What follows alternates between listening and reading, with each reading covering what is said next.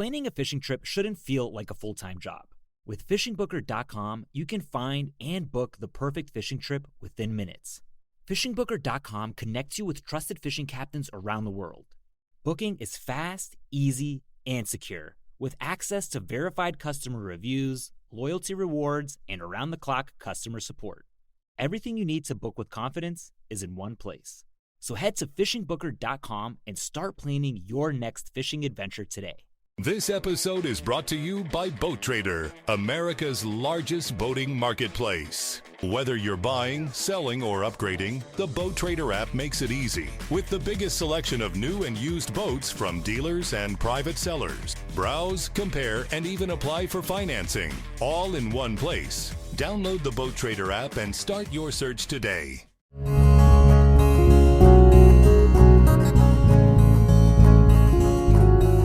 Welcome to the Casting Across Fly Fishing Podcast. I'm Matthew of castingacross.com, where I explore the quarry and culture of fly fishing. Well, today on the podcast, we are going to revisit a topic that I've talked about quite a bit. Reason being, I put out a video this week, which I will elaborate more on here in a minute. And then, of course, at the end of the podcast, where I always talk about the other things that happen on Casting Across. You know, this is more than just a podcast. I think I'm at the point where my podcast audience and my website audience are about the same. And if you're only doing one, if you're only doing the podcast, then there's some good articles on there. And if you're only reading it, well, I guess you're not listening to this. But anyway, this Wednesday, I put out a video, which shows up on the website, also shows up on YouTube, and of course, it's on social media as well.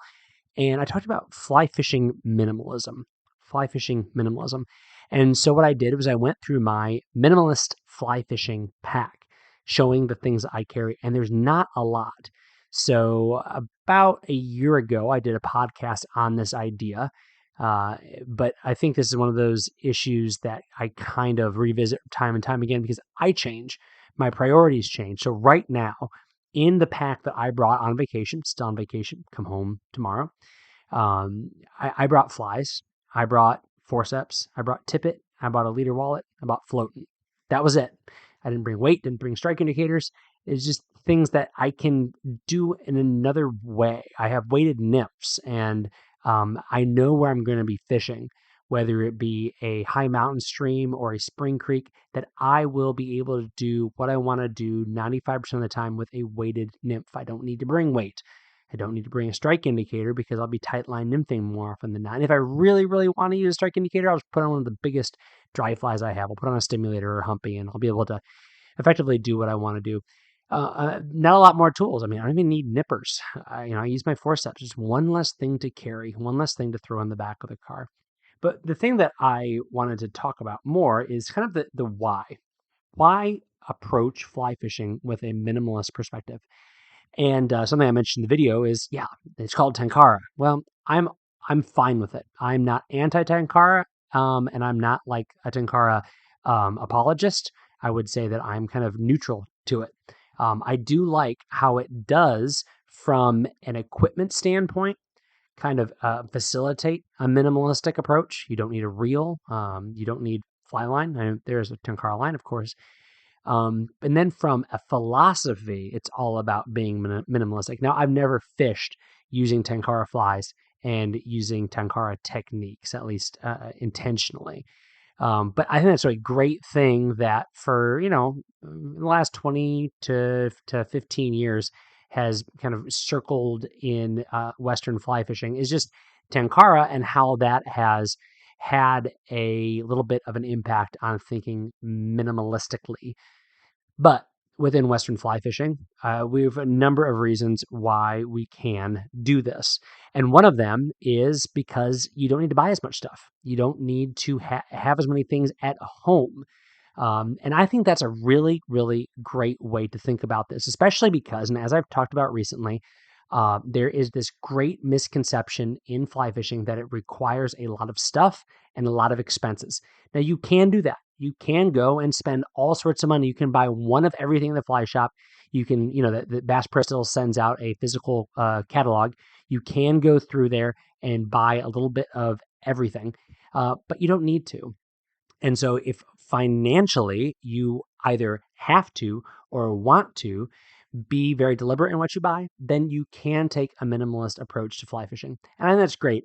And I think that's something that should be encouraged more. I think that in the industry and in fly fishing retail, to be able to say, hey, this is the core essentials of what you need. These are the things you can't do without, and be real about it. Don't tell someone that they need the rig keeper for the nymph rigs. Don't tell someone that they need fluorocarbon and monofilament. I mean, is it nice to have? Of course. Do I use it? Of course. But do you need it? No, not at all. In fact, and I've mentioned this plenty of times in the past, if you go to a Walmart in an area where there's trout fishing, so that's true here in Virginia. Remember, this was true in Pennsylvania where I lived. This is true up in New Hampshire where I live now.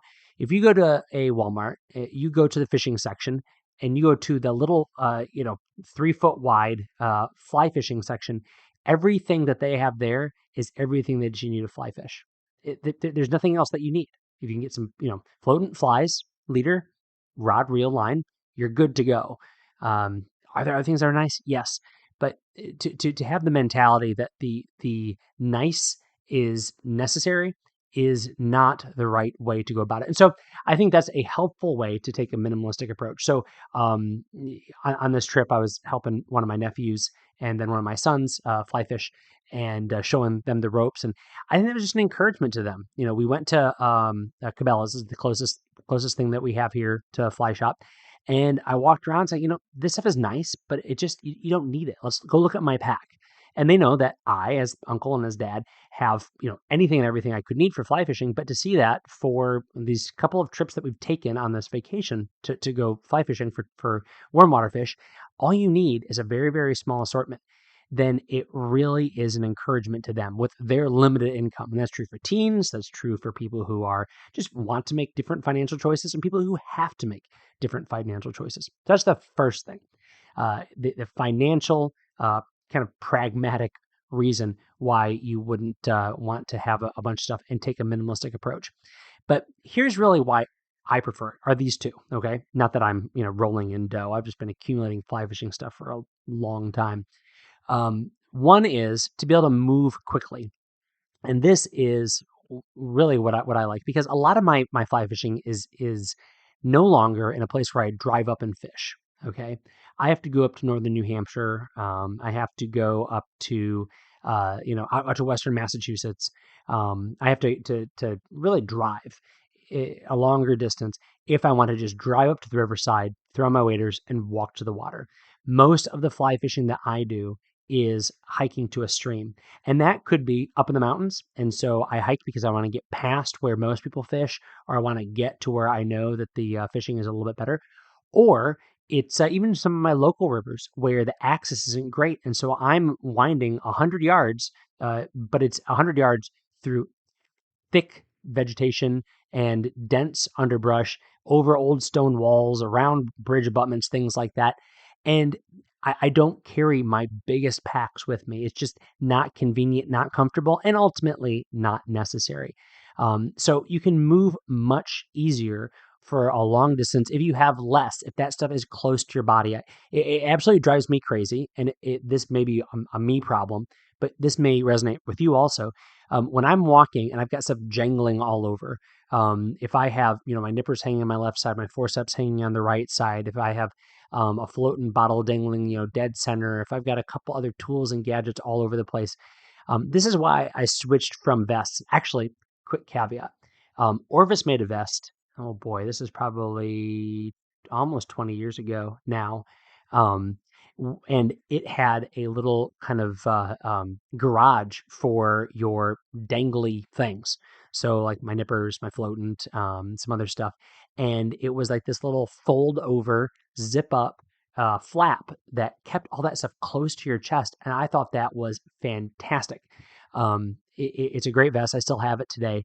Lightweight, but I think it was a great bit of innovation in what is relatively static. I'm not a fan of the vests that have the big, like hard shell chunks on them. I know Fish Pond makes a lot of great stuff, but I know that Fish Pond and Sims and a couple other companies have made vests that have like hard components to them. I feel like that's moving in the wrong direction. But again, that's my preference. That might be perfect for you. But if you don't want things jangling around, then getting rid of stuff. If you don't want to feel the bulk on you, then get rid of stuff. If you don't like not being able to look down and see your feet, even if you don't want a sling pack, that's one of the reasons why I carry a sling pack now more often than not. Actually, I have a 3 sling packs that I use on rotation, depending on where I'm fishing and how I'm fishing. And the reason I like those is that when I am wading, I can see my feet. When I'm walking on a trail, whether that be to go, the 20 feet from the car to the river or the 5 miles in the mountains, I can see my feet. And I can see where I'm going, what I'm doing. And I'm unobstructed. If I'm casting, there's nothing for my line to get hung up on. I don't even put forceps up on the D loop that, is kind of up by my shoulder. It's all behind me. And taking a minimalist approach that facilitates that. There's less stuff, less clutter. You move better when you're fishing. There's not a bunch of things on your chest. Your casts are less obstructed. You're moving through the underbrush is less obstructed. Now, again, you might fish somewhere where this is not a problem. That's all fine and good. Personally, to me, that is a priority. Even if I have to carry a lot of things, I want to do so in a way that is streamlined, that is sleek, that I'm not going to be getting stuck. I've told the story before of I've had it multiple times where I used to keep my net on a retractor and it would catch on a bush behind me and then it would snap back and nail me in the head. It's awful. I've had that happen with nippers and things like that too. It's less dangerous, but it's still no fun. So that's the second reason why you would approach your gear with a minimalist mindset. The third one, and this is the one that I think is maybe the most important. Now, again, if financial concerns are an issue, then obviously that's the most important. If you are constantly moving really, really far, moving really fast, which I enjoy doing, then cutting down the bulk is really important. But I think the one that we can all learn from is doing it because it forces you to focus on using what you have that's most important well. So forces you to focus on using what you have that is most important well. What do I mean by that? This can materialize in a number of ways. One is presentation over pattern. I don't think that is a 100% of the time kind of rule for fly fishing. I do think it is a defining characteristic of fly fishing. I have had that happen before where, I've got a couple of sulfurs that are the right size, that are the right color, and I lose them, right? I lose them in fish, I lose them in trees. And then I switch to a blueing olive, and as long as the same profile, then they're going to go after those quicker than they are going to go after something that's dressed a little bit more fully or a little more sparse or rides lower in the water or rides higher in the water. I don't think, especially if the water's moving quicker, if it is early light, if it is late light, it is going to be, or if there's cloud cover, that presentation over pattern matters. Pattern matters so much.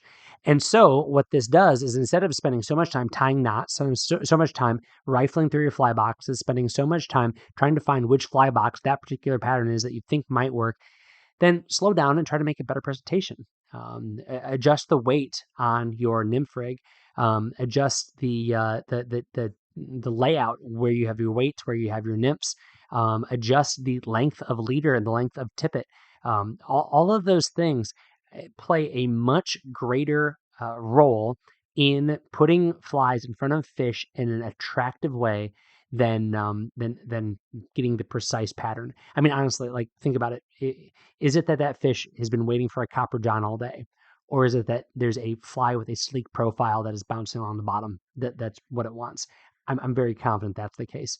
I don't think it's as much of like, okay, well, this one has a green ribbing and this one has olive ribbing. I don't think that's what's going to necessarily get the fish moving. And so taking a minimalistic approach is going to force you to do that. But I think the same thing is true is if you don't have a bunch of stuff, you just have your leader material, you can construct leaders that are going to put your fly in front of fish in a way that you could do so without adding much of weight, without moving more. If I can move less and just adjust my leader and my tippet and my flies, then I feel like that's a success. I think moving more in the water causes us to spook more fish and not make good presentations than it does to make to adjust our leader and our tippet and our cast, which is awesome. I mean, that's what you want to be able to understand is the mechanics of a cast, the reason why a 12-foot leader is going to function differently on a drift for a dry fly than a 16-foot leader, and how tapering down to 5x, even though you can get to that 5x through the hole of that, the eye of that size 16 fly, is going to do something differently than 6x will. Just understanding all of that, all that takes from a packing gear standpoint is a little spool of tippet. It doesn't require a bunch more stuff. It doesn't require a really big loadout. So I think that is, in my mind, fishing minimalistically forces you to learn the fundamentals better. It forces you to not rely on a bag of every club, but you can hit your wood, you can hit your iron, and you can hit your putter, and you can do those things really, really well. And then, of course, there's opportunities where you can be able to flesh that out. But if you can do the simple things well with a kind of simplistic, minimalistic approach, then you're in a great situation to be able to fish anywhere and everywhere. So those, again, are kind of three reasons why you might want to do that. Now, there's other things that may force you. You may be on vacation. You may be flying. Fly fishing may be just kind of like an auxiliary aspect of what you're doing. So like this trip right here. I mean, I have 2 fly rods and a duffel bag of gear that's, pretty small, but I don't have my full, totes and, fly rod assortments. I brought a 1 weight and an 8 weight. That's what I brought on the trip. So a lot of diversity. And so I'm forced to make some choices about the gear I bring and how I'm going to fish. So that's another reason why you might just be forced into it.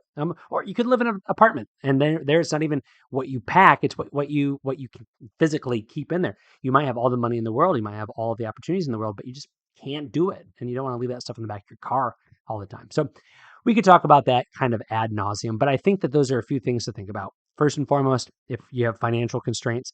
Secondly, moving quickly. Thirdly, it forces you to do the most important things well. Lastly, it could just be a space and logistics issue. Those are reasons why having a minimalistic approach to fly fishing gear really, really matters. Now, we could go down some other rabbit trails. We could talk about backpacking, or about like what I like to do is run into the woods and do it, and how this makes the most sense with that. Excuse me. We could talk about how it really isn't necessary to have a lot of stuff when you're fly fishing for trout in the mountains or panfish in a pond. But I think there's a good overview of what we're talking about when we talk about fly fishing minimalism, the hows and the whys, and a little bit of the whats. If you want more on the whats, then you can watch that video I put out on Wednesday. And there's other episodes on the podcast back in the archives that talk about some of these things. If and really quick before I wrap up, I would say, let me know what do you like to bring? What don't you like to bring? What is necessary for you? What isn't necessary? Matthew at castingacross.com. I'd love to have some of that feedback as I have an accusations podcast coming up within the next few weeks. This week on the podcast is what you just listened to. This week on the website, we had an article called Dark Skies Fly Fishing Summer 2026. So newest episode of Dark Skies Fly Fishing has come out. It's called An Issue when it's a magazine.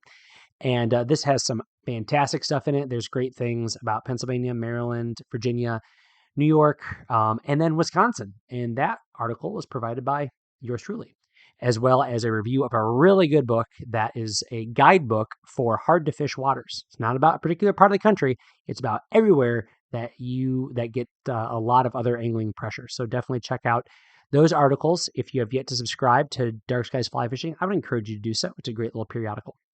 Wednesday's article, which was a video, is what we've been talking about. It's called Fly Fishing Minimalism, a quick look. And so it's about 7 minutes of me walking through one of my packs, which is not a very small pack, but it definitely qualifies as minimalism because it is, just watch the video. You can find that on YouTube. If you've not subscribed yet, then you go to Casting Across on YouTube and subscribe, because I've been doing about 1 video a week, which I really enjoyed, and a lot of people have been watching, which is a lot of fun.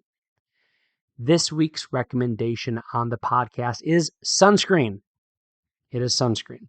Okay, so I do not like bug spray. I do not like sunscreen. Given my choice, I will wear more clothing. I will cover up to my, tops of my hands. I'll wear a hood. I will wear long pants. I wear waders as much as I can. Thankfully, my complexion is such that I don't burn super easily. That said, I know a lot of people who have not enjoyed some of the treatments they've had to go through because of sun exposure.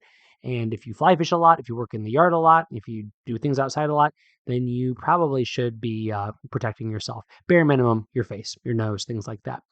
And I have been using, my wife wants stuff that's good for the kids, wants stuff that's good for us. She bought Native Mineral Sun Care Zinc Oxide Sunscreen Spray unscented. Okay.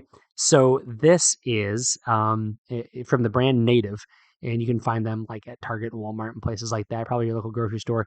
But I like it. Like, this is the first sunscreen that I think I've liked. It is a mineral sunscreen that is not chalky, is not gunky. I've had others before where like my fly fishing gear is like covered in white paste for months. Even when I scrub it, it just kind of moves it around, which I guess is good for covering yourself up. But I really like this stuff. I'll even run in it, which for me to run in sunscreen or bug spray, I mean, that says a lot. So I actually don't even know what the SPF is. Hold on, let me click on the link. We can let you know. It doesn't say. It's just thick.